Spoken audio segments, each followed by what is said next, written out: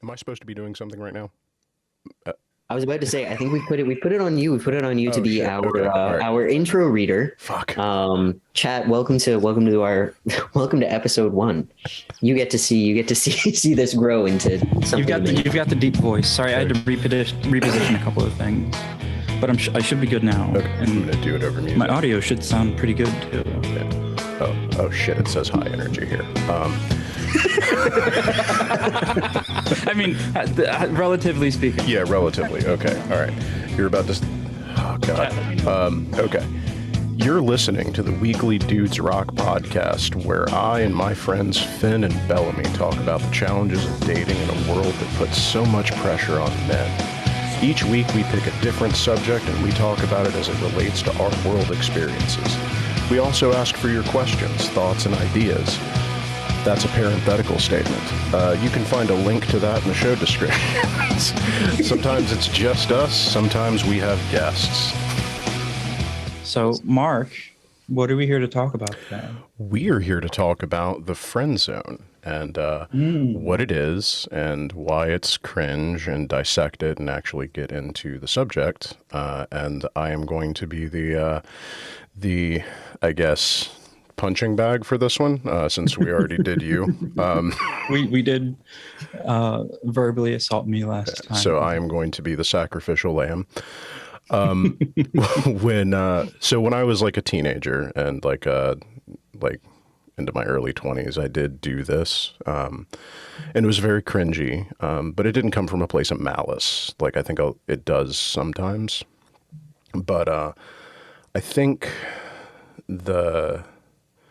let's just talk about like what everybody thinks the friend zone is, right? Like let's go with like the public conceptions of it, and then I can talk about my experiences as it meshes with that. So like I'm curious what y'all think. Like what do you think, what pops into your heads when you imagine the friend zone? Like am I answering for my own opinions, or am I answering what I think the general public opinion of it is? Both.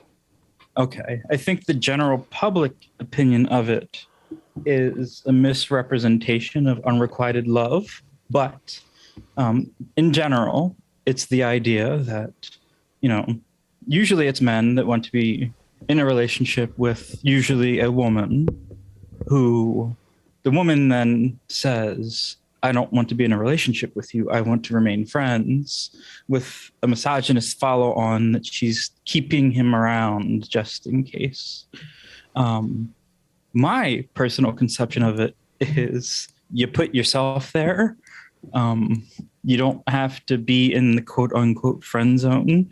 If you don't want to be friends with someone, then just don't be friends with them. Or you can value friendships with women, and instead of being upset, or, I mean, I think it's a little bit more complicated than, being upset, because unrequited love does suck. But you don't have to make it like a thing. You can just be friends with that person. And if it's too much for you to do that, then that's okay. Just don't be friends. Yeah. But either way, that's kind of how I think about it. Okay. And Fen, I'm curious about your, also, hey, Lost Futures, thanks for popping in. I'm curious about your thoughts as well before I dive into my horrific history. Of course, yeah. So my thoughts on the friend zone, very similar to Bellamy, that it is a misunderstanding of unrequited love. Definitely that. I think the friend zone is, I don't know. I mean, I have a lot of complicated feelings on it. I think it's a means of reinforcing a gender binary. I think it's a means of maintaining the status quo. I think it's a means of continuing to perpetuate this idea that women are. There's a very loud plane going over right now, because of course there is, that women are something to be possessed, that they are objects. But I also think it is a reflection of the fact that men are largely, specifically cisgender heterosexual men in general, are not taught how to have meaningful relationships that are non-sexual. They are very sexualized beings. They are told that their wealth or value, rather, as people is determined by sexual prowess, and are never taught to value simple platonic connection. And so I think the friend zone is a manifestation of men and boys' trained inability to develop healthy friendships. Yeah. Yeah. No, I would agree with all of that. I think specifically the misunderstanding of unrequited love is probably up there with what I think most people are. When I like listen to like, you know, red pill and like incel forums and stuff, like there's two manifestations of it that are pop out, the unrequited love thing, and then also there's the more malevolent version of it, which is you're lying to somebody about your actual like intentions with the intention of trying to like trick them into a sexual relationship. And I think there's overlap between those two. And oftentimes it's intentional, oftentimes it's not. In my case, I just didn't like, I grew up having fairly healthy platonic friendships with women. That was never a problem for me.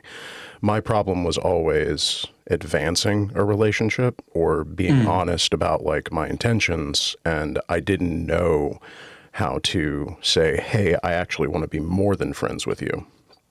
And so the only way I knew how to approach women was to be like, make them my friend first. And that turned into a situation where I was very frequently, I think, in hindsight, behaving in a way that was really inappropriate because I was not being honest about what my full intentions were with somebody. And it wasn't out of malice. It was just I didn't understand how to advance that social relationship or how to be honest and upfront about my feelings. And as I got older, I learned, but I think that's largely what happened. I did it a few times with like 2 or 3 different women, I think, that pop out in my head. And it was always bad. It sucked for everybody, right? Like no man likes to be in that situation, but it's also horrible for the woman, right? Like you find out that this person who you thought you had a strong platonic connection with actually is interested in, has some sort of ulterior motive. And that's terrible too, right? Like you don't want that. So that's kind of like the broad scope of it. But it was mostly for me an inability to, I didn't know how to say to somebody, I'm interested in having a romantic or sexual relationship with you in a way that was like socially acceptable. I think that you like, I don't know, I think you've touched on something really, really important there. And I really empathize cautiously with a lot of the guys who, you know, believe in this whole friend zone thing, only because I've noticed that a great many of them have expressed, you know, like if you're not, exactly what you just talked about, Mark. They've expressed this kind of inability to communicate their feelings and intentions, but at the same time are getting messages that it's really not appropriate to be forward. So it kind of leaves them in a position of like, you know, how do they navigate that, right? Like, which is there's not really an appropriate in between that's taught to them, I guess is what I'm getting at there. Yeah. Which in my experience, like coming out of this was honestly just say it, just be upfront. Like nobody, so social relationships of all kinds are messy, right? And they're awkward.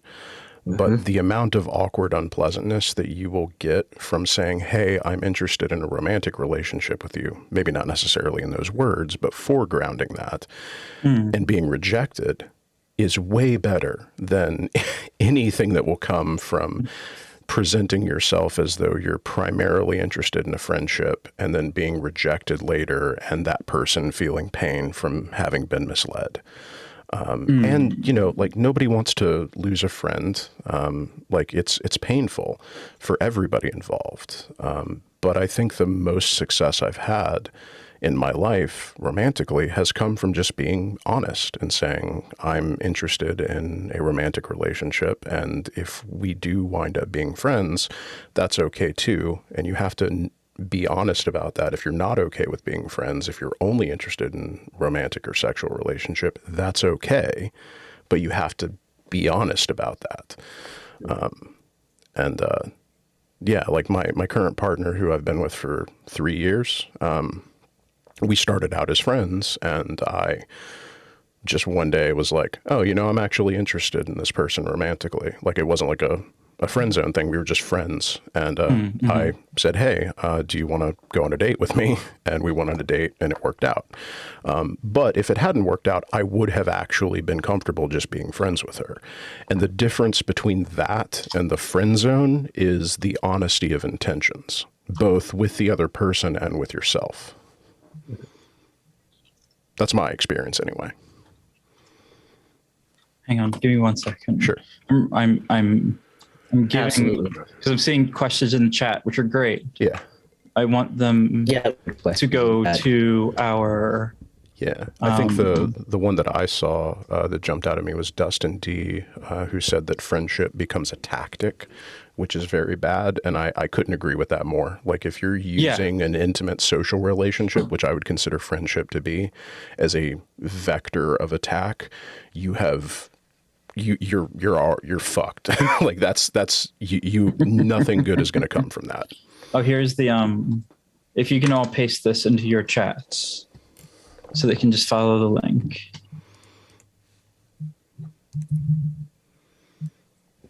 Oh.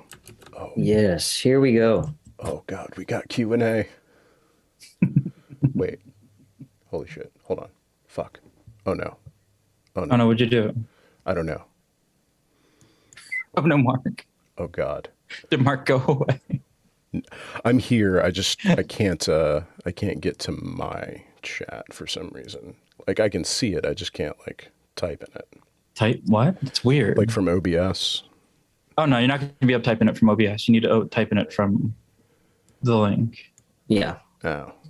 So Emily asked the question. Sorry, like bouncing. What about the idea that dudes always hope for intimacy in heterosexual circumstances? And yeah, I think that's kind of what I was touching on before. This idea that men are not really taught to have healthy friendships with each other, let alone with women.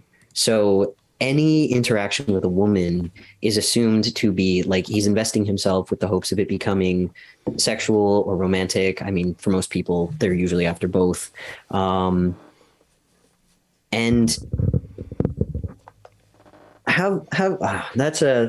it's very complicated, because I think personally that goes back to, again, what I just mentioned, teaching men to have healthy relationships with each other as well, because this whole idea that friendship is a failure is really bad. That communicates a really shitty idea about what you think friendship is, because we need types of intimacy that are non-sexual. And you have a group of people who are, again, told that their success as people, like whether or not they're worthy of admiration is based on how much sex they're having. They prioritize that. Nothing else matters. And we just need to build up this idea that other aspects are very important.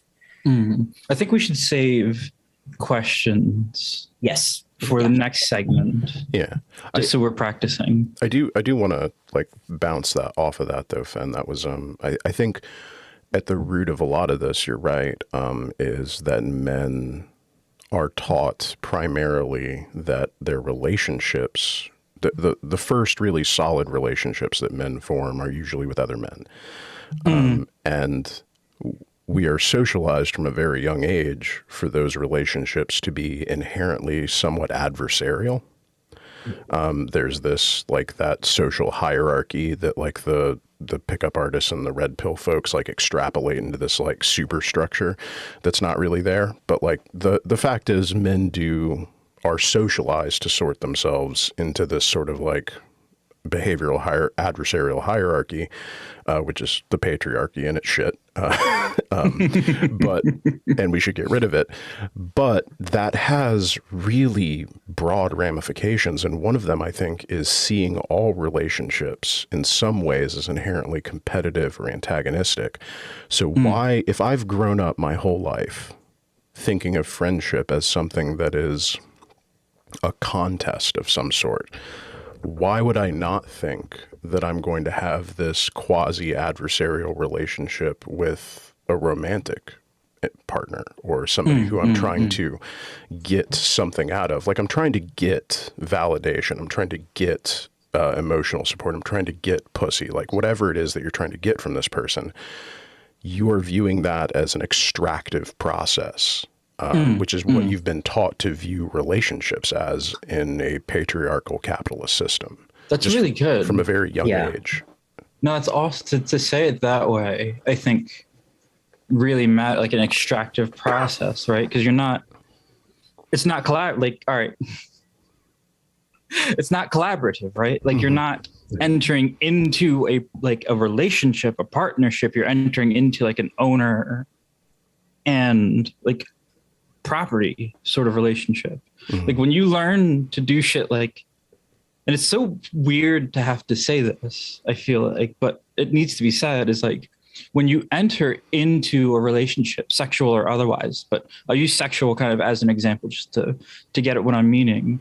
If you're entering a sexual relationship as like participants as opposed to doer and receiver, sex gets so much fucking better. Oh yeah. I didn't learn that. Like I knew it, but I didn't really like learn that until like last year. Because it takes time to unpack your bullshit. Because you spend however long in your life just having it fucking beaten into you, that undoing it takes time. And it wasn't really until last year I was like, wait, like why am I like, I like being a dom. It is fun to do stuff like that, but entering, like you can enter like a dom sub relationship, like as partners, as co-participants, and sex like got so much fucking better. I was like, oh wow, I can do more shit than just this set of expected things. Because that's where the intimacy is, right? Right. Like the intimacy is in connecting with another human being. It's not necessarily in, there are so many terms I want to say, but I don't know what I'm allowed to say on the podcast. It's not about the mechanical exchange of having sex necessarily. Like there are people who engage in, just to roll off the example that you gave, Bellamy, like sort of kink dynamics that are very much non-sexual, but they still enjoy it because it's about sharing intimacy. Ooh, kicking my water bottle. About sharing intimacy with another human being. Yeah. And I think that when specifically, these like usually younger guys are really idolizing this idea of specifically having sex with someone, they're thinking like, once I have sex with this person, like, then I'm going to have all of this intimacy and respect and like all of these things. But it's like, that's not the way to get what they're after. And I would venture that for many of them, even when, they pursue a woman and they pursue with this sort of owner and object dynamic in mind, once they actually achieve that, I would question whether or not they are happy. I really would. They might be satisfied, but I would question whether or not satisfaction with having achieved a goal that you set to reach is the same as being happy and content in your life and the amount of intimacy that you're getting. It has a shelf life. Yes. And for the longest time, I wasn't able to figure that out. Because I would, before it was like, well, my relationships they only last 3 months. What the fuck? It's just 3 months. And it's over and over and over again. After 3 months, I'm bored. Why am I bored? Why am I bored? It's like, well, because you got the thing. So this isn't about cooperation anymore. It never was. I got the thing. So then after that, what else is there? And it leads to this dynamic too. Like, God forbid the other person wants something different, because then I think that's like an avenue where like things like abuse start happening, because now someone's trying to do something different, and the other person, usually, in a heterosexual relationship, usually men, are trying to control the behaviors of their partners because the other person is trying to do something else. They don't want to just be fucking owned. They're kind of like, hey, this, I think this kind of sucks, dude. Like, kind of want to do something else now. But you said something earlier, Mark, that I really wanted to like dig into, because I think it is like it sucks for both people, right? Mm-hmm. When you're not honest, you're in this place where you're trapping yourself and also putting the other person at a really shitty like decision point. You know what I mean? Yeah. So like the friend zone, so to speak, whatever the fuck, like quote unquote, right? Putting yourself in the friend zone puts the person you're dating in a really fucked up position. And I didn't realize this until however many years, 4 or 5 years ago, whatever. Like when I really started digging at this and started valuing friendships for women, with women, where then I would start thinking about like, oh, like it happened to me, right? In reverse. I'm thinking, oh no, wait, I think my friend might have a crush on me. That fucking sucks. Because I don't want this person to not be my friend anymore. Yeah. If they want something else, then I'm going to have to tell them no. And in telling them no, are they going to leave? They might. And, you know, like, that's fine. There's nothing wrong with making that decision. If the relationship isn't what you want, then you leave the relationship. And it sucks for everyone and you just kind of have to deal with it. But, you know, it's people making choices and that's fine. But from the standpoint of, because I would hear this a lot from women like growing up, they'd say, I don't want to lose a friend. I don't want to lose a friend. I don't want to lose a friend. And, you know, the weird misogynist bullshit that's beaten into your skull is like, oh, they're lying, or, you know, whatever else, whatever other fucking excuse you can come up with for what they're saying, as opposed to just listening to what the fuck they're saying. Mm-hmm. Mm-hmm. And then, you know, later in life realizing like, oh, fuck, they were actually telling the truth because now I'm feeling this feeling. And I'm realizing that I don't want to lose my friends if they end up having crushes on me. And it happened more than once. People that were just attracted to me and had always been attracted to me for whatever reason. Like, it's fine. It's not a problem. You can be attracted to your friends and still be friends. It's not a huge problem. Big demisexual vibes right there. But, you know, started to feel like they were like, oh, the specific situation was like, oh, they want me to sleep with them and their partner now. And I'm like, oh no, I don't want to do that. And then, oh fuck, is this going to stop being a friendship now? Because I loved hanging out with both of these people. They were great. And now, come on, like, please don't, no. Trying to give them, like, I should have communicated clearer, like looking back at it, but, you know, trying to give them hints like, hey, not really into doing that. Please don't take this there, sort of thing. Cause I don't want this to turn into, you know, not friends anymore. Yeah. But on the other side of that, there's also, oh, go ahead, go. I've been talking for a while, so yeah, you talk. Sorry, no, I was just going to say that I think that's the flip side of what Mark was talking about initially, of not knowing how to communicate your intentions and your feelings. You know, like, part of it is, yeah, we talk about how like boys and men aren't really taught how to do this, but like people of all genders experience this problem of like what is appropriate. And don't even get me started on the additional layer of being a neurodivergent person, trying to figure out what is appropriate when it comes to asserting your boundaries and how to communicate whether or not you're interested in something. Because there's that whole thing that happens when like one of your friends is interested in you, whether it's romantically, sexually, or some combination of the two, of what you said, you know, you don't want to lose a friend. But also, like, when it gets to that point that you were just describing, it's super not okay for you. It's not a nice position for you to be in. And you're sort of put in this spot of like, you don't want to lose a friend, but even if you know you won't lose a friend, you also don't know how to communicate your position and your feelings in a way that isn't going to upset them and cause some kind of rift. So even if the friendship will survive, which I would say 9 times out of 10, they will, if it's right, like a healthy relationship. There is still that awkward thing where no one really has a script for what to do there.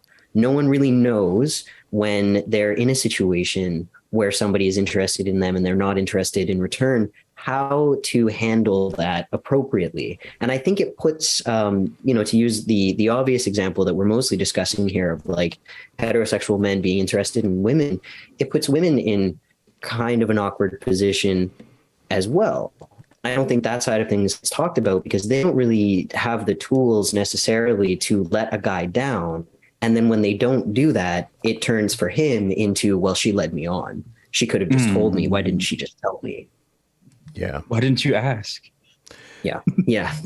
Yeah, for sure. I think if I can completely derail this conversation into the esoteric. Oh, fuck. Please do. So there's two things that I think are kind of, aside from like just the shit of the patriarchy, the feelings that are involved in men doing this are, number one, nobody wants to have a difficult conversation. Nobody wants to engage in the messiness of honesty and the pain that can come from that. But I think there's this attachment to our present feelings and the desire for those to perpetuate unchanged into the future in a way that nobody is comfortable with the idea that their relationships change over time, or not nobody, but a lot of people. Yeah. And the idea of, well, like we've kind of talked about this, of it's okay if, as long as you're honest, it's okay if friendships don't persist, if that lack of persistence is based on an honest, understanding of the goals and like the consent and interests of everybody involved. It's okay if it progresses to a romantic relationship. It's okay if something else happens. But the idea that you would initiate this change in your life is a huge thing for a lot of people, because nobody wants to shift their life around a relationship. And when you think about like your friendships and your romantic relationships and all these things changing, that can be very terrifying for a lot of people who are so attached to the present moment and the configuration of the things in their life as they are.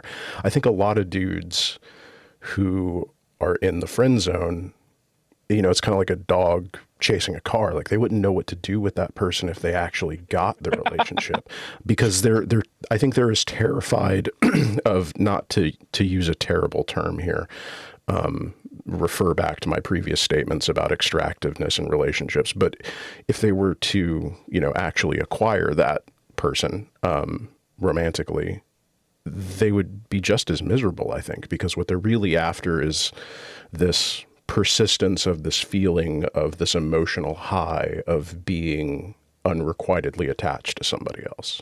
Yep. It's not everybody, but I think that's a component for some dudes. Like, if they're really honest, like in examining their feelings. I think you bring that up, and I need to bring up an old Jenna Marbles video about just like nice guys don't finish last. And she talks about exactly that in this, that a lot of these guys are going after women that they have absolutely nothing in common with. Yeah. Like, absolutely nothing in common with. It's just this idea of fulfilling, because again, and we know that I'm obsessed with like scripts and narratives and all that crap. So I'm just going to go ahead and somebody was like a broken record. We already got a Joker quote, and I was like, we're talking about the friend zone. Like, good old Othelius. We live in a society. Real quick too, I actually fucked with my audio a bit. How am I sounding? Sound good. You sound marvelous. Chat, let me know. I put a noise gate on and I actually put on the compressor, so it should be doing a lot better than it was before. But continue, sorry. Oh, no worries. But yeah, all of these guys, they're going after women that they have absolutely nothing in common with, because it goes into that, the whole main character syndrome. The guy always gets the girl in the end, and like, it's his story and he's the main character of the story. So he's going to get the girl, and the girl is whoever he idolizes. It's whoever he has chosen, because it's his story and he gets to control the narrative. He forgets that she also has a story and she has a narrative, and she gets to be a main character too. To get back onto the point, I think a lot of these guys, a lot of it comes back to being unhappy with themselves. And I'm being very careful here, because we all know that I also really hate that whole, like, no one's going to love you until you love yourself stuff. Not true. You can not like yourself and still be worthy of love and affection. However, if you think that no woman is going to be interested in you because you feel like you have no similarities with women whatsoever, what does that say about how you feel about yourself. Right? If you feel like you're pursuing a woman who's completely different from you and you have to perform a certain role for her to like you, what does that say about how you think of you? And to extrapolate on that, what should women think of you in turn, if that's the case? You know, I was talking to my partner last night about this. As an aside, turns out, chat, if you engage with your partner as an equal, the two of you have really great fucking conversations with one another. I spend more time talking to my partner, especially when they're here, than I do anything else. Like we won't even be like watching shit. Most of the time we'll just be talking to each other. But the thing that I heard you digging at is something that I was talking to my partner about last night, is figure out who you are or who you want to be, which is, I think, what people are trying to say when they say be yourself. Although be yourself is like empty fucking advice, right? Because that's kind of the problem. And I think people tend to understand that. Oh God, who's getting, oh no, poor you with the spam bots. The bots. 69 mega. They're everywhere. They come everywhere. Oh my God. No pun intended. Good Lord. I mean, I feel like I've officially made it. Yeah. But when you spend time and like figure out who you are is a massive task, because all of us here are still doing that, right? But getting some sort of a baseline of figuring out what it is that you want, figuring out what it is or who it is that you want to be, gives you like a direction, right?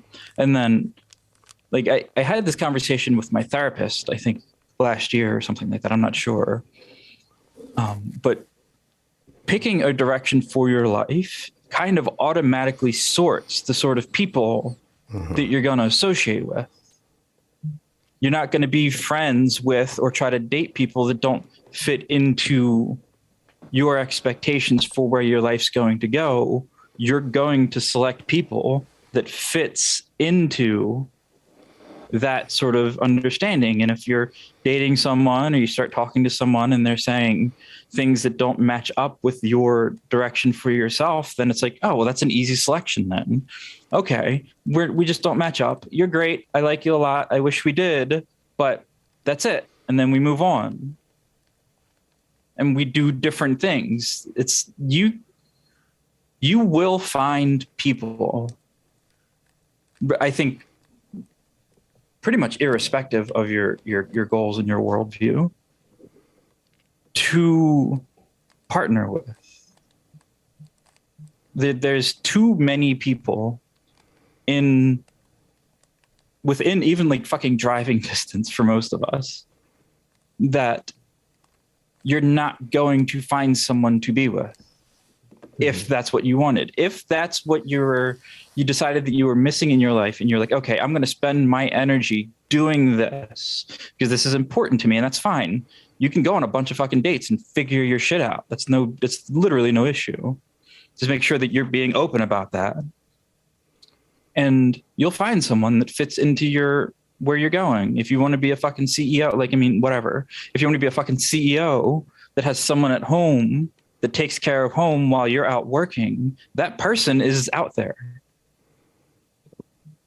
We talked about this last time a little bit. Like even if you're a creepy weirdo, like somebody's type is creepy weirdo. Like that person is out there.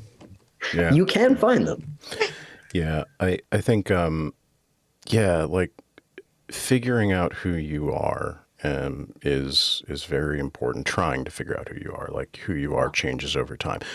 Don't be in the same way that you shouldn't be attached to a fixed idea of what your relationships are at any given time. Mm-hmm. You also shouldn't be attached to a fixed idea of who you are at any given time. I'm going through 5 concurrent midlife crises and my relationship is fine. So it's okay to evolve as a person, but but Good, figuring even out like useful. yeah, like figuring out who you are as a person, like what you actually want, not what society has told you you should want, not what necessarily what the people around you want you to want, but what do you genuinely want? And then pursuing that, and then being honest about your intentions with the people with whom you pursue that, because the dishonesty of this is what is absolutely terrible. It's terrible for you, my little friend zone boyo who's watching this, my little Bubba. It's Poor bad little for you, and it's bad for the person. Guys. It's bad for the girl. Just don't do it. Be honest. I love who ended up on this together, because Mark, you literally said that the thing that my partner and I were talking about last night too. Like, figure out what you want, not what you think other people want you to want. Figure out what it is you person want, as opposed to, weird impositions from other people. And that can be kind of hard. Like, to give room, that can be kind of hard, because especially absolutely. for men, because men so heavily police other men. It can be difficult to break away and say, no, this is what I actually want, because there's pressure from other men. There's potential ridicule from other men. And that can be scary as fuck. But on the flip side of that, do you want those men around? Yeah. Because there are other men, two of whom are on this podcast, who will be friends with you. As long as you're not a shithead, who are willing to hang out with you. There's men out there like FD, like Foreign Man. There's men out there like the men that I hang around in my personal life, who will not put you under that pressure and will let you express yourself and want what you want. Yeah. You don't have to be in this trap. Yeah. And There are options. There are ways out. And another thing too is, like, you're not the only one looking for permission to get the fuck out of the trap either. Yeah. Yeah. And we're giving you permission actually right now. Yeah. You can do it. It's fine. Encouragement, even. Yeah. And if anything, like, I've got a gun to your head, do it now. Do the thing. Yeah. I think, and that goes back to what we were talking about earlier, like the model for relationships that a lot of men have is this adversarial, hyper toxic, accumulative, competitive and extractive model of, we call it friendship, but it's not real friendship. And it's, like mutually antagonistic, like resource competition with the veneer of camaraderie, that this thing that men are taught to, the way that we're taught to behave, and that, like, manosphere dudes hyper exaggerate and sell. Get away from that. Get the fuck away from that and figure out who you are. You don't want those dudes in your life. I know. I used to run with a lot of those dudes. Like, I promise you are worse for it. And if you are trying to figure out who you are and they're telling you that, it's you're bad, or that it's, or God forbid, like they start throwing like homophobic, transphobic stuff at you. Like, first off, who gives a shit? If that's who you are, be who you are, be your true self, live your best life. But get away from like toxic dudes who are holding you back. And I promise you that will improve your relationship with women 100%. Yeah. And also nothing, I mean, like, even not to validate the mentality to be avoided, but nothing says alpha like not giving a shit what other people think. Like, at the end of the day, you have to ask yourself why you're trying to appeal to these men who are making you miserable, more so than the women that you would like to be with, who, you hopefully would be happy with. And something just what you were saying, Mark, about male friendships and stuff. I would encourage guys to think back to a time, because there was probably a time for most, barring extreme situations where someone had, like toxic masculinity from day one, very aggressively pushed at them. There was probably a time where you had friends and maybe you were like 4 years old and that's like your earliest memory, but where you had friends that you just got along with, you had Stop calling me out, Finn. Continue. But it's true. Like you have at least one example of a healthy friendship in your life. And if you don't have an example of a healthy friendship in your life that you can reference and ask, what was it about that that made me happy? What was it about that that I can, learn from, that I could maybe carry forward and apply to creating new relationships as an adult? If you don't have that and you recognize that you don't have that, are you really in a good position to be pursuing a relationship that's going to make you happy and feel better? That's not to say you shouldn't do it, but that maybe keep in mind that you might have a little bit of a, this is a buzzword because of that article that was posted recently, but a skills deficit. You will need to address that if you want to move forward in a healthy way. Mm. And if you subscribe to this podcast at $19.95 per month, we will give you those skills.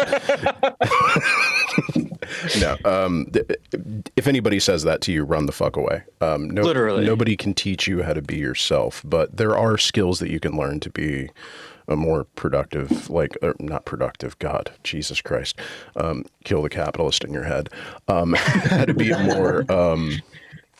more honest and full version of yourself. And I think in future episodes, we'll get into some of those and like some of the stuff that I've learned to do so. Because I basically had to teach myself how to be a functioning person from the ground up. And twice, actually.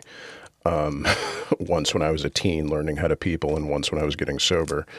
But yeah, just be very wary of people that hit you with, when you're at your weakest, try to tell you that they have all the solutions, and don't also ask you to fucking pay for it. Yeah. Sneako. Like you'll notice in this conversation, every time Bellamy, myself, or Fenn has made a statement, we have issued caveats to those statements and qualifiers. And we have said, this isn't going to apply to everybody, or if you're coming from this place, or we're couching the things that we say because we know that they're not all encompassing. They don't apply to everybody. And we're honest people, or we try to be. If somebody's trying to help you fix your life and they're telling you that they have the one and only solution, and as Bellamy said, you have to pay for it, don't listen to that person. Run away. Yeah. Run fast. Well, once they start selling you shit, then it's not. I mean, we talked about it last time. It's not designed to work then at that point, because you're now a commodity, essentially. That's what you are. Yep. You are their attention. Income. Literally, you're their income. Yeah. There was another thing, like we, because Noah Sampson, who's been also doing a lot of the similar content lately, where he's looking at a weird fucking dude and talking about how weird the weird fucking dude is, because it is weird. If anybody here knows who Sneako is, I'm not boosting him. He's got millions of subscribers. I'm not doing anything saying this, but he's talking about, I kept hearing him reference over and over again, there's 6,000 people in here. There's 6,000 people in here, because he's doing a live stream. He's just doing like the fucking misogynist dialogue tree, by basic biology, women this, men that, blah, blah, blah. And no, but I thought to myself, and again, said it to my partner, I was like, what percentage, and I think Noah said this too, in his newest video, go and check it out. It's a good video. What percentage in that chat is women? How many people in there are just men and young boys looking to find someone else to blame for their loneliness and being validated and blaming their loneliness? And how many of those people in there have relationships? Honestly, because they're not in a place where they could admit it, right? That's not a thing. But we know that. I was watching Kimberly Nicole Foster talk about this, who's another great YouTuber. You should go and check out her channel. But Kimberly Nicole Foster was saying, was looking over some study, and men are becoming single in greater number for longer periods of time, which is a problem, because presumably most however many of those men don't want to be single. Nobody likes loneliness. It sucks. But the problem there is like, well, yes, Nico has more subscribers. He has more viewers.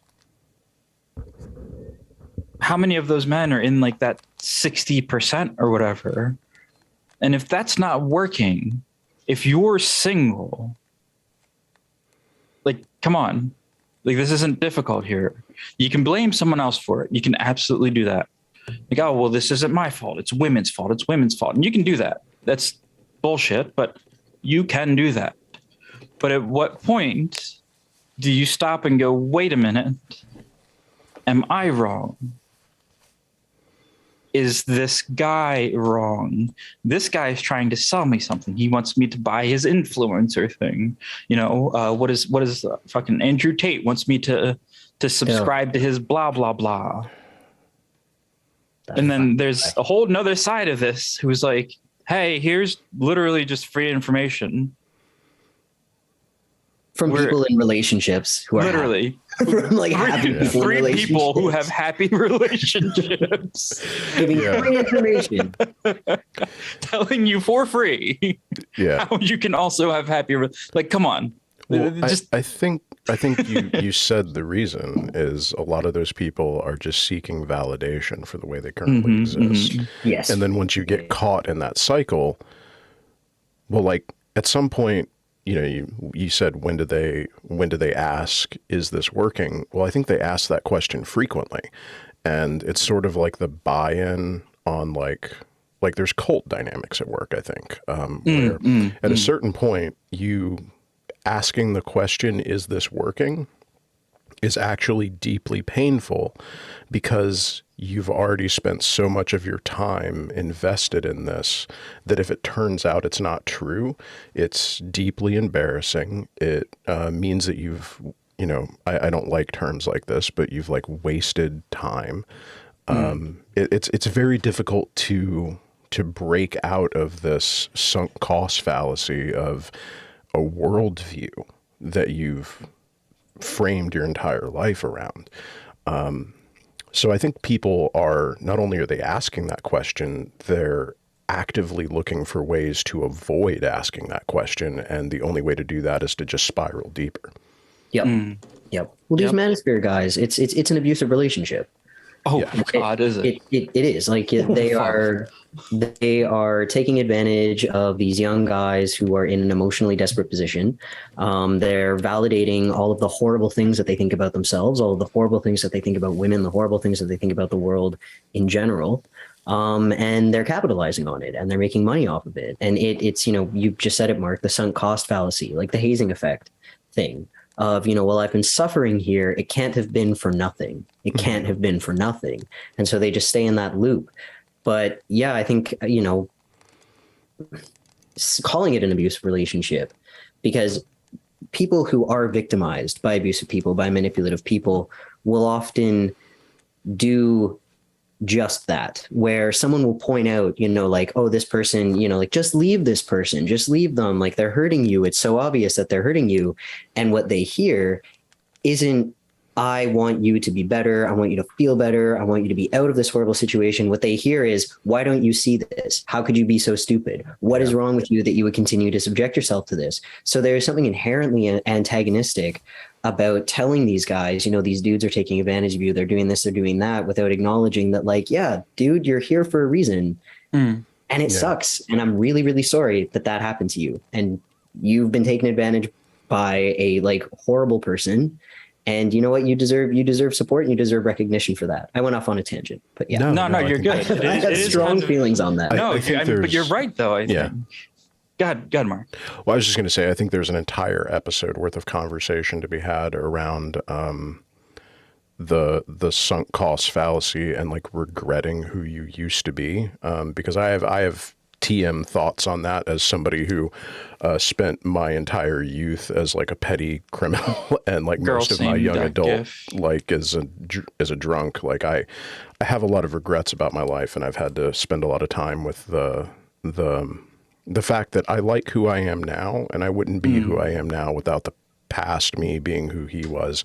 And there's just so much to unpack there, and I think it's a really good point. I just wanted to like asterisk that with, it's okay to have regrets about your past as long as you use them as a motivator for being the best person you can be now, rather than as an attachment to the toxicity that you used to have. I have a lot of the same issues, not like identical in the sense that like, you know, you did that stuff and I did the same stuff, but you know, similar. Like, I don't like to frame it as regret because I don't want to tie myself to it necessarily. But they are things that if presented with an opportunity to do them now, I would not do them.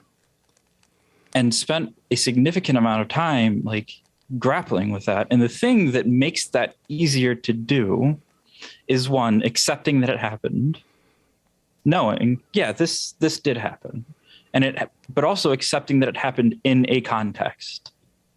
Yes, you made choices. Yes, those choices are your fault. They're like, you know, you're responsible for your decisions, but they also happened in the context of a really fucked up society. They happened in the context of, you know, being obligated to work all the time, so on and so on. It's a Buddhist concept called self-compassion. You don't make excuses for yourself, right? You don't make excuses for having done shit that you wish you hadn't done, but you give yourself a tiny bit of wiggle room, a little bit of compassion to say, okay, yeah, I wish I hadn't done these things, but I'm also one person on an entire fucking planet of like 7 billion people with a government and cultures and like, you know, it's, you do things in context, and it actually enables you to take more responsibility because you're not shaming yourself. And when you're shaming yourself, all the queer kids in the audience are going to know this one. When you're shaming yourself, you're not allowed to look at the thing. But when you give yourself some room, then you can look at it and you're like, okay, wait, all right, let's actually look at this. Let me deal with what this was. Do I wish I hadn't been a PUA when I was younger? Of course, because that was a nonsense time for me. And it feels like wasted time, but learning from it, using it as a tool, not to do more PUA shit, but to learn from those mistakes, has made me way more fucking comfortable with myself. And I know that this is a fear too that a lot of people have. You're worried that like, oh no, if I'm honest about it, if I deal with it, then I'm going to be ostracized. I'm going to be this, I'm going to be that. That hasn't happened. That doesn't happen. Like, unless you did something like particularly fucking heinous, that doesn't happen. That's not a thing. And me being open and upfront with all of my partners about my own past has never led one of them to be like, no, I don't want to talk to you. Same thing with friends. They don't be like, no, I don't want to talk to you anymore. They're like, I like who you are now, and I'm glad that you dealt with that shit. When people genuinely take accountability for that stuff, like, it's noticed. People want you to do that. Yeah. If anyone would reject you for making, you know, mistakes in the past, probably not someone like that's an area of growth that they need to address in the present. And just remembering, like, if you look back on yourself, your past behavior, and you don't cringe, if you're not at least, you know, like a little embarrassed by who you used to be, it's, you are either somehow a perfect being from day one, or you haven't grown at all. And which of those two things is more likely? Which of those two things is more likely? So for people who, you know, like feel that, you know, I don't have to change. I've always been great. Like, I'm fine just the way I am. And this is, you know, I say this because this is one of the talking points, one of the areas of thinking that's pushed by these manosphere guys in particular, is validating that toxicity, validating the fact that you don't have to change, you know, you're right. Women are subservient and you should keep treating them that way. Stand by it. I guess going back to the permission, giving you permission to doubt that, giving you permission to look at it, giving you permission to say, you know, I might be wrong about this, and to feel that embarrassment, to feel that it wasn't correct, and then to move on from it and stop punishing yourself for thinking that. I would add one caveat, is that, like, Please. For the sense of people who have been victimized by certain behavior, I understand the urge not to want to forgive. Yeah. Or even to have people around that have been that way. Yep. But that's fine. That's just freedom of association. Yeah. And That's people their can own choose self. not to associate with you and like, okay, just let that be then. Leave that person the fuck alone. The only caveat I would add is that if you see someone who's actively improving and actively working on themselves, leave them space to do that. You don't need to be around that person. Yeah. Yep. And on the same hand, just understand, yeah, you have a past and some people are not going to be okay with it. I would venture that the overwhelming majority of people are going to be fine with it. Some people might not, and that's okay too. Those are just people that you don't associate with them. You associate with other people, and it's fine. Yep. Yeah. And I mean, like, if, you know, I at one point in my life was what I would like to describe as a raging piece of shit. And you are not owed forgiveness, right? Just because you're trying to make yourself a better person now doesn't mean that people you hurt are obligated to give you absolution, right? Absolutely they're not. entitled to their feelings. And I would actually argue, and this is, we could do an entire episode on this. We could probably.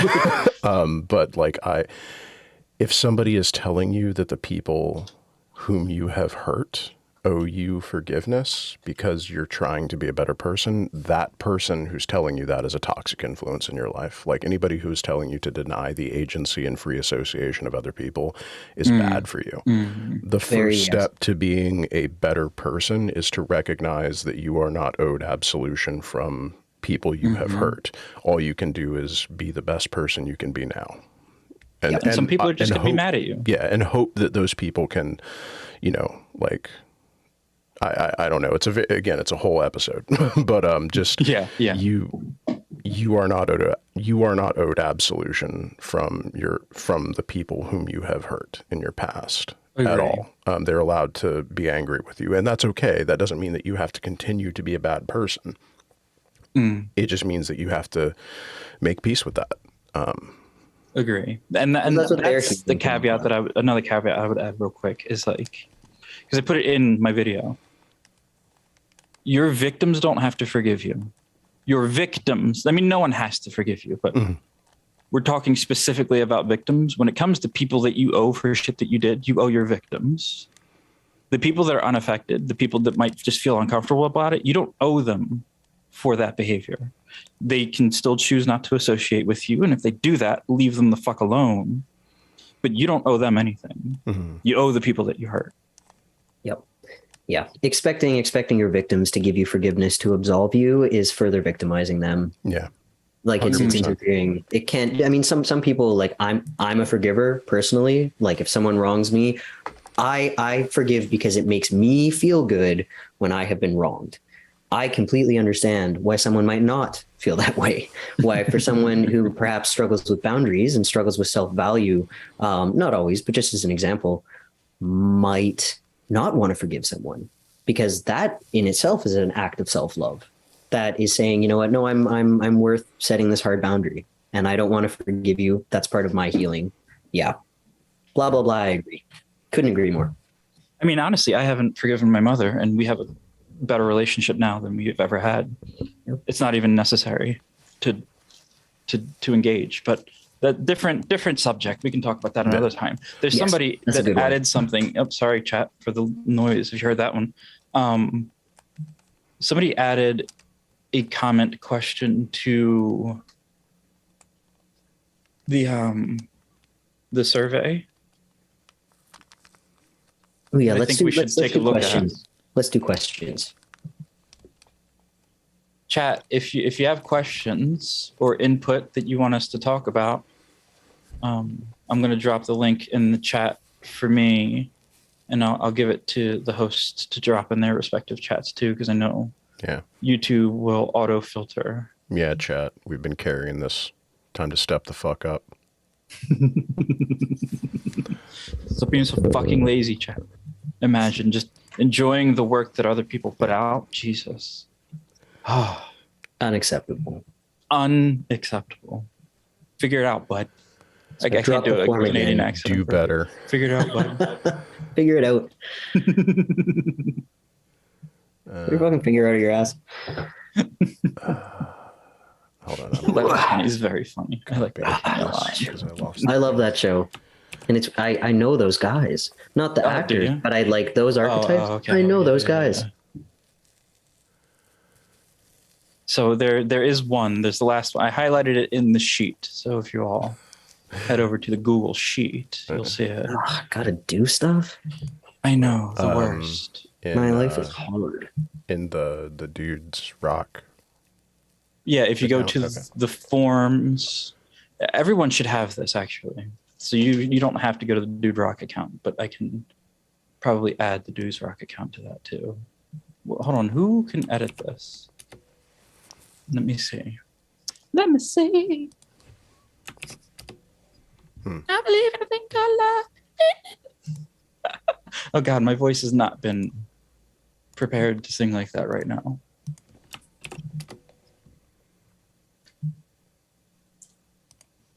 Must stretch vocal cords before trying to do that. It's in sheets, right? I'm not. Yeah, well, here I'll just drop the link in the chat for you. That works.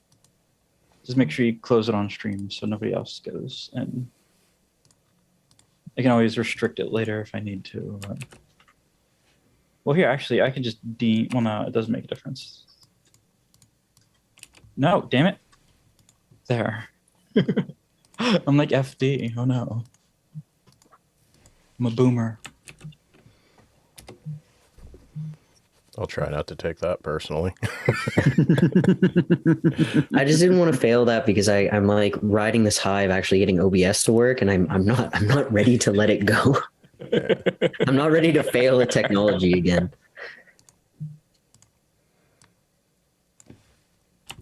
So there's the last one in here. Well, second to last one now.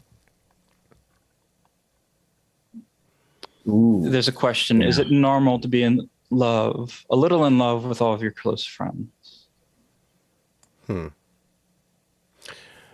I don't know that I'm personally qualified to answer that because I'm not a pansexual. So I Well, don't, that I don't think matters. well, that's he's asking specifically as that. I read that as a joke, Oh, okay. like a half joke, I think. Okay. I mean, that's not something that I personally experience. I would actually, the only thing I really have to say about that is like, I would hesitate from using terms like normal. I would ask the question, is it healthy in the present way that it's being expressed, right? Like whether it's normal or not doesn't really matter. What matters is it conducive to the health of your relationships? And if it is, then good. If it's not, then you should examine it. That is a way better answer than the one I was going to give. I was just going to say, yep. Hell yeah. But I have a lot of big feelings. And I think that Men sometimes I think about my feelings thin? No. How I think dare about my you? friends, and I'm like I had a moment one night with one of my best friends where we'd had a few drinks, to be fair, but we legit just held each other and cried because we love each other so much, and that was it.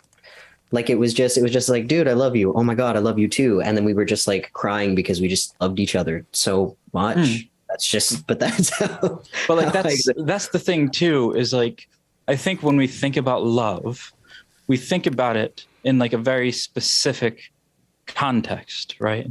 Yeah. Yes. Yeah, that's very true. They tend to think about it in the sense of like, and I understand this feeling, but in the sense of like, oh no, I'm in love. What about sex, sort of thing? Like, it's cool to just like love people. Yeah. Like that doesn't have to go any further than that. You can be friends with people you love and it's fine. I think, was it the Romans or the Greeks? I know they had like 7 different words for love or something like that. Like love isn't like, it's a really difficult concept to define, for one, but it also doesn't have to be purely romantic or purely aromantic, and it doesn't have to be sexual or non-sexual. It can just kind of be, and then that can just be it. It doesn't have to do anything or go anywhere. It can just be a part of your relationship to your friends. Yeah. Speaking as someone who develops crushes like on most of my fucking friends, it's fine. It doesn't have to be anything else. It's just like, oh wow, and then that's it. Yeah. I mean, like, I love my friends, but like in a non-sexual, non-romantic way. And if you do love your friends in a sexual or a romantic way, that's cool too, provided that it's healthy. Yeah, talk about it. I do what Finn said about just having big feelings and loving everybody reminded me of something, which really just speaks to, I think, the toxicity of like the way men are socialized. Again, is I remember reading. It was one of Sam Harris's books. I don't remember which one it was, but he was talking about the time he did ecstasy in a cabin with one of his friends when he was like 18, and he's describing this like pure feeling of like loving his friend and having like an emotional connection to him like the first time in his life. And I was just like, man, men are so fucked up that they got to take E to have feelings. It's just like when you have to take Molly to be like, I actually don't have a transactional relationship with this person. I value them as a human. Like, we fuck boys up so much. We really do, and it's a shame because I think FD's talked about this before too. But like, for me growing up, the only time I felt like I could just express my emotions toward another person was before, during, or after violent shit. Like football was one of those spaces. Martial arts was another one of those spaces. And I couldn't put it together because no one gave me the language, no one gave me the tools. I wasn't allowed to think about it. But in those spaces, there exists this like weird, like in between room where you can be like aggressively homosocial. Yeah. Like this happened for me in the army too, to be clear. It was a running quote unquote joke for us to like pretend fuck each other in the army, especially in training. And you're given room to express feelings because you feel like you're not going to be judged for expressing those emotions. There's definitely a cap, but it's so strange to me looking back now because back then I'm like, why do I feel so much better in these places? Like, oh my God, this is great. I need to join more teams. That's what it is. It's the teams. I need the teams. And it's like, well, yeah, but also think for a second, like, what is it about those spaces? And can you replicate that elsewhere? Yeah. How do you take that away from like, you know, like the trope, right? The gay trope. It's like you have to fight as a man before you can kiss on screen. Like you have to fight each other and then you can kiss. Yeah. Again, I think that's an entire episode of like some of the only ways that men are allowed to express themselves affectionately with other men is via performative pseudo homosexuality, but only if we're making fun of it, right? Like that's one of the most weirdly toxic things that men do. And like if you were in the army, like that's just all day, every day, gay jokes, but like it's the only way you can like express yourself. Like, hey, I like you, but like, you know, it's fucked up. But the thing that you're describing, I've actually experienced as well. Is I didn't do a lot of like violent stuff, like sports or martial arts when I was a kid, but it's something I experienced working in EMS, which is also a very like type A hyper masculine environment, and in places and at times. And like one of the few times I've encountered men being like openly vulnerable is after running like a really fucked up call. Like the only time I've ever seen like grown men like openly express themselves is like after they've watched a baby die. And it's like, that seems fucked up. Like we should be able, it shouldn't take that for us to be able to talk about Yeah, our like feelings. why is that the fucking... Yeah. Like that should give you a clue. Yeah. Like why is it... Well, I'm glad I derailed the entire conversation. No. Like dead No, you're kids. good. You're good. My silence there was just going off into the space of like just thinking about like how utterly heartbreaking it is that the only emotional expression, that the only venues that we make available to men and boys is agony and pain and violence. Like Yeah, this trauma. is just with what Asher just said, trauma bonding. Like it's, and then we wonder why so many male friendships are so just tenuous, and why these men often have trouble creating connections with women. Yeah. It fucking sucks. It really sucks. It's really sad. And it's yeah, like, you know, to loop it way back to the topic, to the friend zone thing, like these conquests and these toxic relationships, it's almost like these guys are, you know, this aggression that they feel towards women, and this, you know, like master and object relationship that they want, because they cannot have that vulnerability unless there is violence first. And that, Yeah. it's fucking, that sucks. Yeah. It's so fucking bad. It's real fucked up and bad. But I think that there's a lot to that. And yeah, like men are socialized such that the only time that we're able to express ourselves is after doing, witnessing, or being on the receiving end of extreme trauma.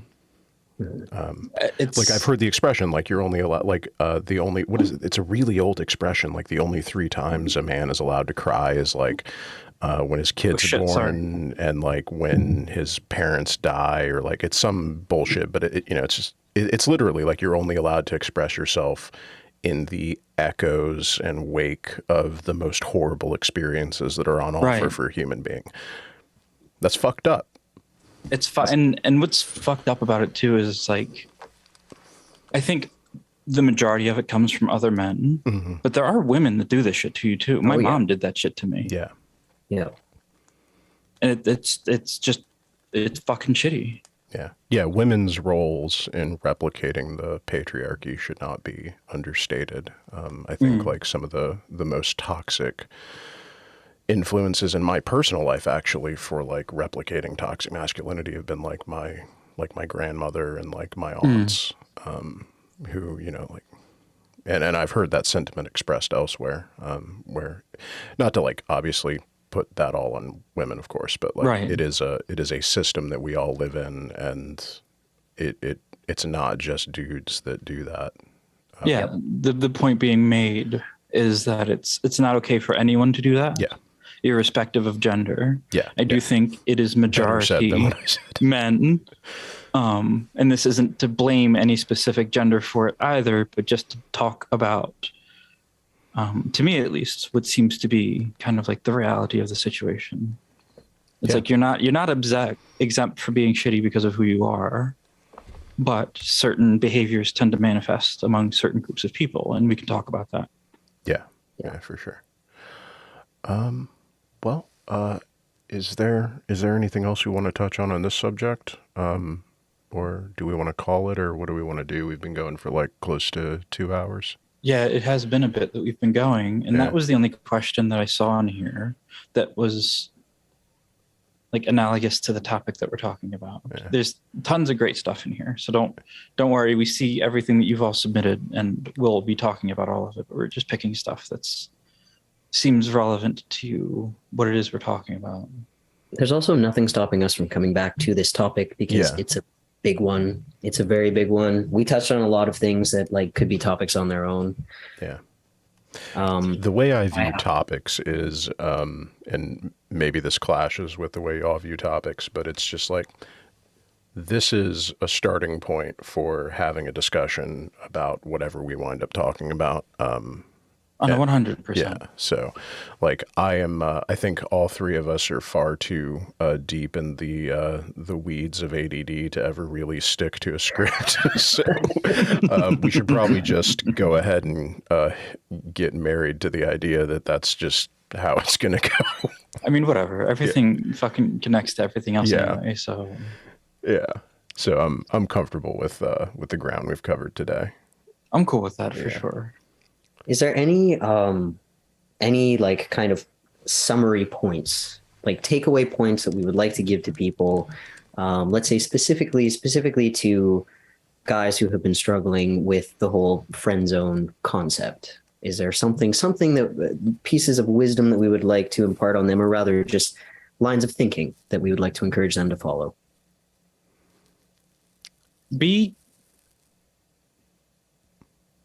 Chill out on yourself.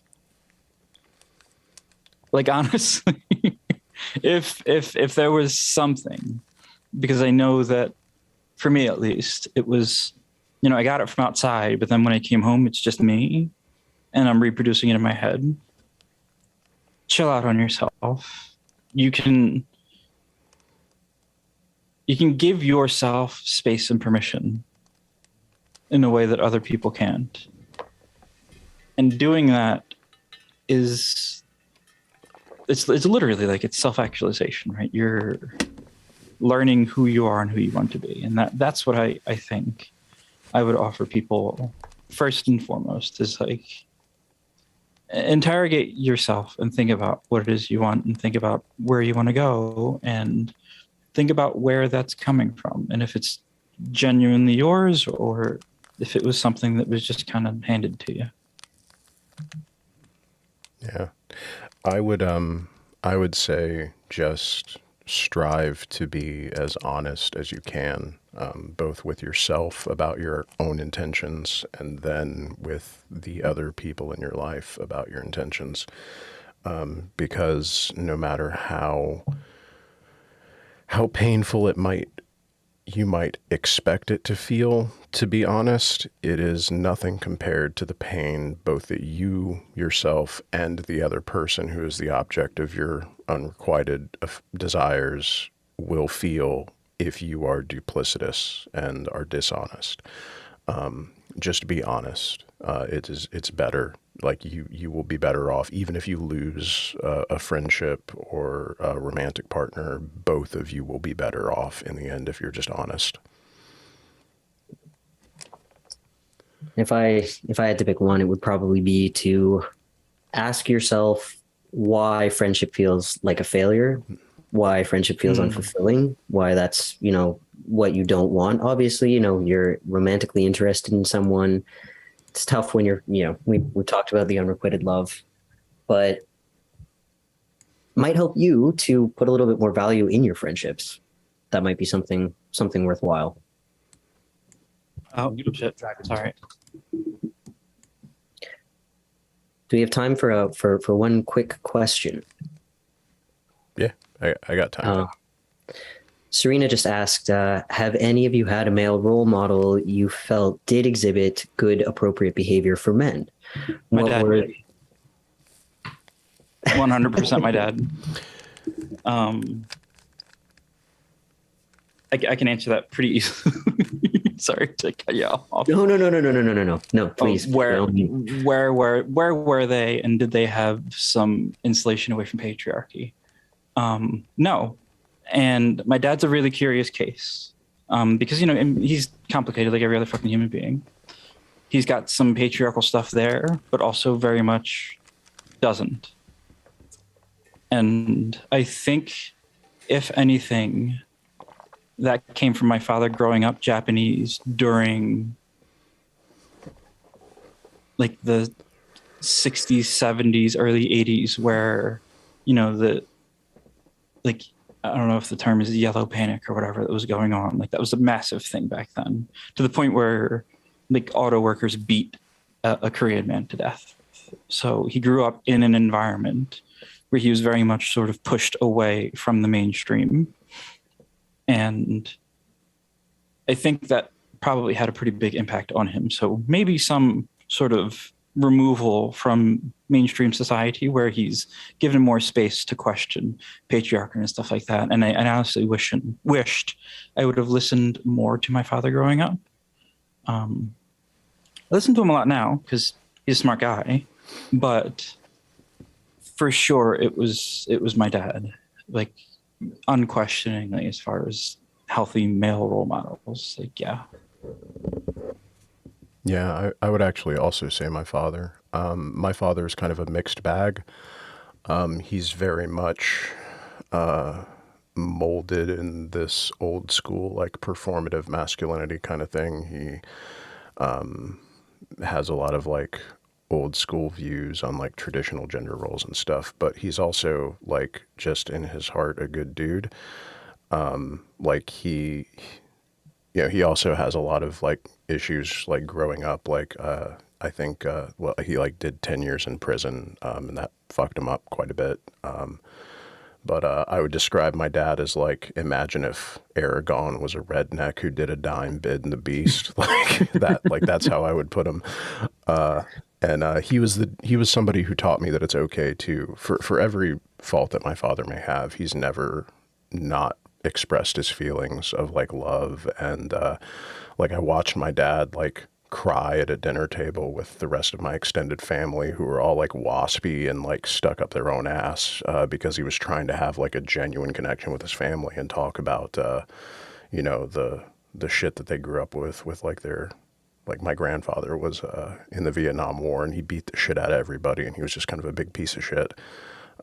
And my dad's trying to like have like a conversation about like their shared experience and nobody's having it. And he like breaks down at this dinner table and like my aunts and uncles are like going like, you know, how do you feel about seeing a grown man cry? And I was like, fuck y'all. Like, like this is an appropriate response to this situation. Literally. Yeah.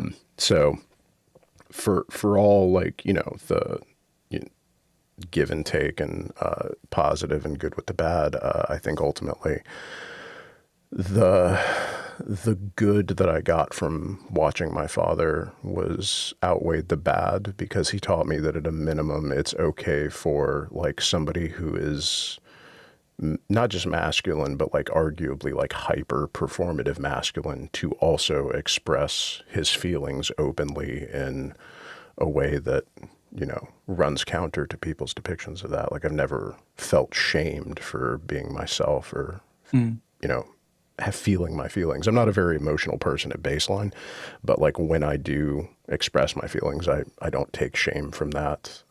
And I credit that to my father.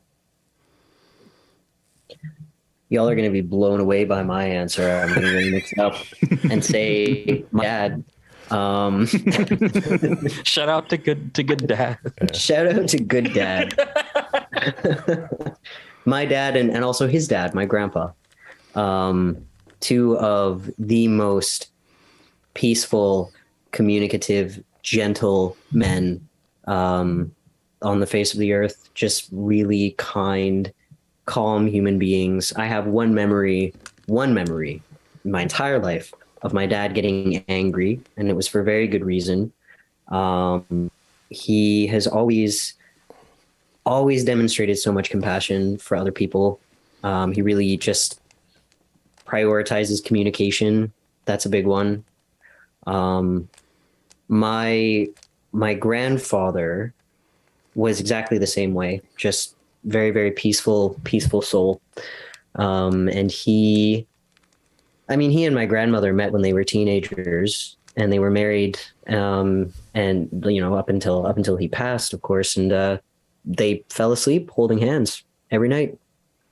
Like it was, you know, he was kind of set this modeled a relationship that was incredibly healthy of just to like love and celebrate your partner every day. And I definitely see that in my parents' relationship. And I think that's, you know, to kind of discuss the relationship topic further, that's very much what set me up for success in relationships, is just having that modeled. And I have my dad and my grandpa very much to thank for that. So I'm putting good dads in an episode. Oh, I want to do a good dads episode. I really want to do that episode. I already know. I want to have a segment called the Fred Pill, where we celebrate men who model Fred Rogers' approach to masculinity and leadership. Yeah. And I already know that if you will let me, I'm going to have a whole Benjamin Sisko segment. Absolutely. It's going to happen. I am so here for. I would actually be totally fine if we just turned this into a Cisco Simp podcast. Oh my God, yes. Yes.